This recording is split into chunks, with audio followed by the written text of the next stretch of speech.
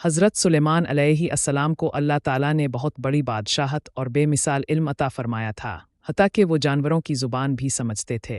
एक दिन हज़रत सुलेमान अलैहि अस्सलाम अपने लश्कर के साथ एक वादी से गुज़र रहे थे जिसे वादी निमल चियोंटियों की वादी कहा जाता है।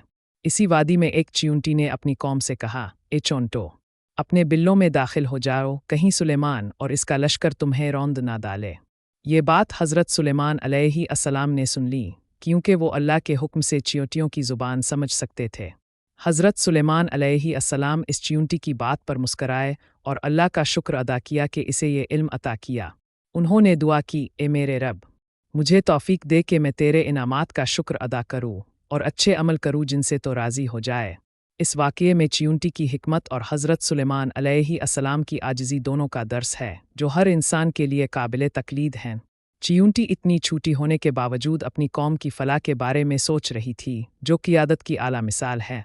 हज़रत सुलेमान अलैहि अस्सलाम जैसे अजीम बादशाह ने भी इस चियूंटी की बात को अहमियत दी और इस पर शुक्रगुज़ार हुए। ये वाक़या हमें सिखाता है कि चाहे हम छोटे हों या बड़े, इल्म, हिकमत और आजिज़ी अल्लाह की बहुत बड़ी नेमतें हैं।